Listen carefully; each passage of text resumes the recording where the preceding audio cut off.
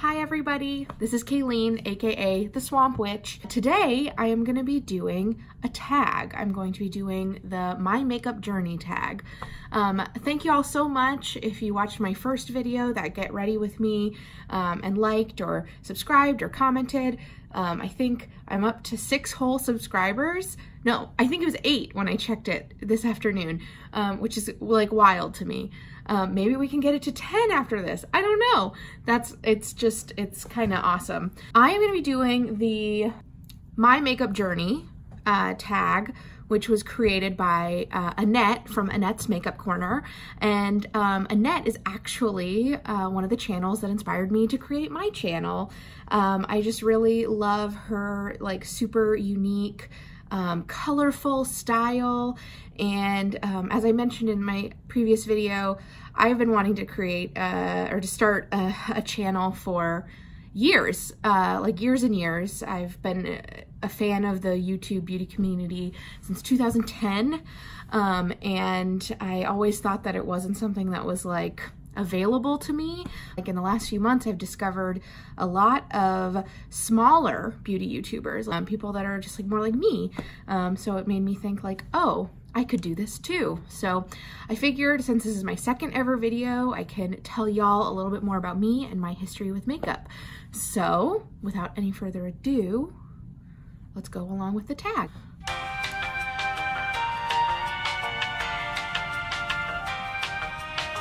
Right, so question number 1. How old were you when you started wearing makeup?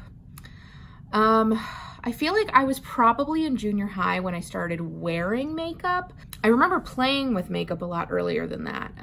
My mom's always been really into makeup and had like an awesome vanity when I was growing up.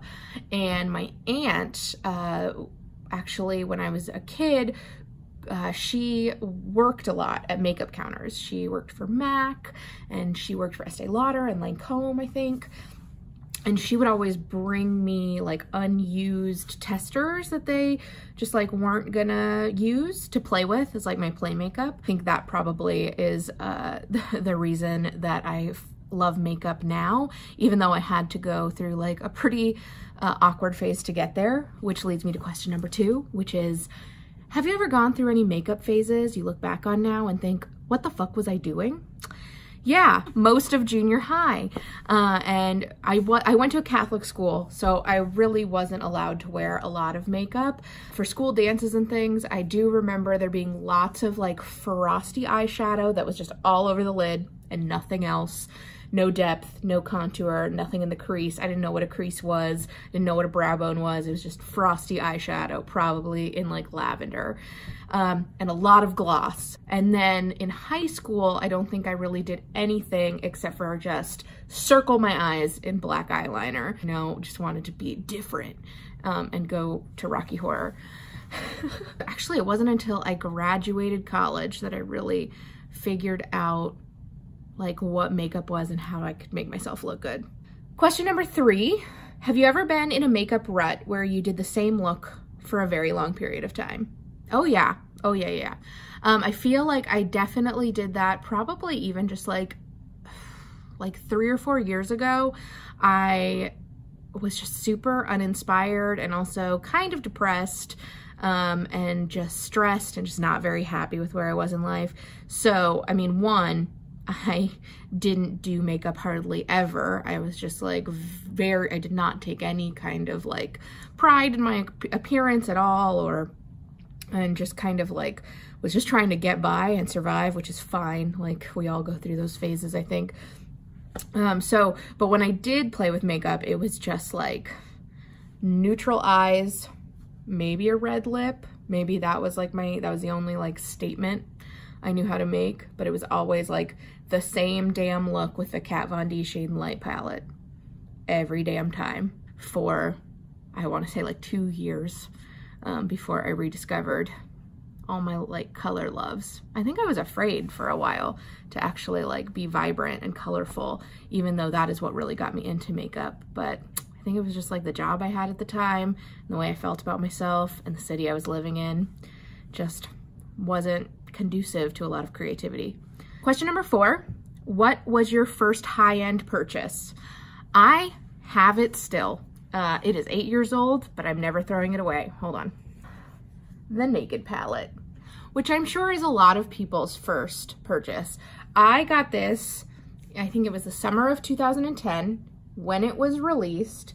I had to stock Ulta because they could not keep it on the shelves. Like, this changed the game. It is well loved, as you can see. That was the first time I spent serious money on makeup. I think I had maybe bought like a Makeup Forever foundation around that time. I can't remember if it was before or after, but that is the thing that sticks out in my mind as like the first purchase. Question number 5. What makeup items have you repurchased the most? And how long has it been in your rotation? I kind of had to rack my brain for this one. I kind of have, I have ADD, but I definitely have makeup ADD where I just kind of flit to whatever. It takes a lot for me to like truly fall in love with something and make it my ride or die. I'll have ride or dies in the moment and then find something else that piques my interests and leave that for a while. You know what? It is probably this guy, the Smashbox Photo Finish Reduce Redness Primer. I have been purchasing this since like 2010, 2011, and I will try other primers, but I always come back to this. I don't even particularly love it. I just can't find anything that does it better. Question number 6. What does your family and friends think of your makeup obsession? My mom is pretty supportive because, for good reason, because she's why.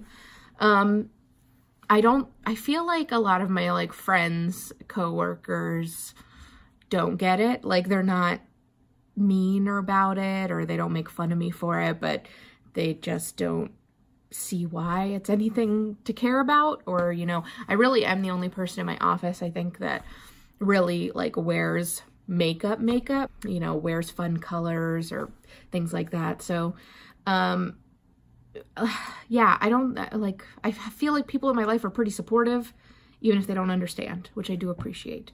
But I do definitely feel, the exception of like 1 or 2 friends in real life, that almost all of my makeup friends are people on the internet. You guys get me. Question number 7. What/who inspires the way you do makeup? I feel like this is a no-brainer, but I do get a lot of my inspiration from YouTube. It's how I learned to do makeup, and it's where I go to again and again when I feel stumped or uninspired. Instagram is helpful too, but still, like, I feel like YouTube just feels so much more personal at times. I definitely think that, like, I learned how to do makeup from 3 awesome YouTubers, only 2 of whom are still like actively making videos, but they kind of helped me define my aesthetic when I was learning to do this and like really embrace like fun, colorful, fearless, out of the box looks. And that is Leisha at X Sparkage, Cora at Vintage or Tacky, and Jasmine at Jazzy Baby Cakes. And I will link all of those people in the description box because they're awesome and amazing teachers too. Number 8, describe your current makeup style in 3 words.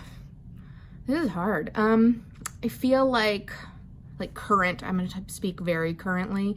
I feel like grunge, witchy,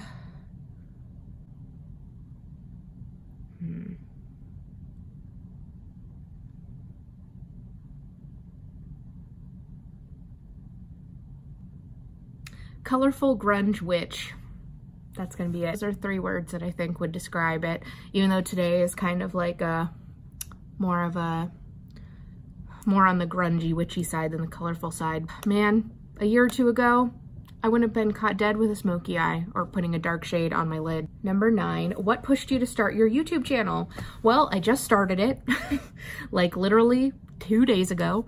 Like I said, have been wanting to do this for literally years, since 2010, and when I found those channels and started seeing like how they made me feel and how they helped me grow my confidence. But I always told myself that like I didn't have the right equipment or the expertise, or that like no one was really interested or in what I had to say or do when it came to makeup. And so I just kind of let it die. But then, I would go through phases and I'd find new people on YouTube, and I would think again, like, ooh, this would be so fun to do. And again, I would let myself be like, well, you don't have $700 to drop on a camera right now. So tough shit. Like, I'm shooting this on my iPhone right now. And I'm sure you can tell, like, I just have a little tiny ring light and I'm like huddled in a corner. My backdrop is a tablecloth. I'm right next to my dryer, which thankfully is off. So apologies if you watched my previous video and you heard my laundry going the whole time, but you got to start somewhere, and everybody's got to start somewhere. So I guess what I'm trying to tell myself through this process as I get started and build momentum is that it's better done than perfect, because I'm definitely the kind of person that thinks that that can get to the point where if it's not perfect, or if I don't think it's going to be perfect, I don't even try. So here I am, I'm trying. And that's the best that I can do. And hopefully in a few months I can get, as the channel grows, and if I can prove to myself that I'm really dedicated to this, I can get better equipment and a better setup, and everything will just keep getting better. Which brings me to question number 10, the last question, which is, do you think you'll still be on YouTube 3 years from now? God, I hope so. I hope YouTube's still around. It has to be still around, right? We're not gonna like devolve into the dystopian apocalypse in the next 3 years, right? Right? I hope. If the planet's still here and YouTube's still here, I hope I'm still here. How about that? So that was it. That was really fun. I hope that you guys have learned a little bit more about me. I don't think I'm going to tag anyone, because I don't know. I feel like anyone I tagged probably doesn't watch this channel yet. So I'm going to say that if you have watched this and you're interested, that you should just go ahead and tag yourself. That's really fun. If you like this video, you can subscribe and like. You can also follow me on Instagram and Twitter at Swamp Witch. That's witch with 4 eyes, because I guess there are a lot of swamp witches out there. The 4 eyes are very important. If you don't have a channel, but you're interested in this tag, tell me in the comments below what your makeup journey has been like. I would love to know. All right, my friends, until next time, stay spooky.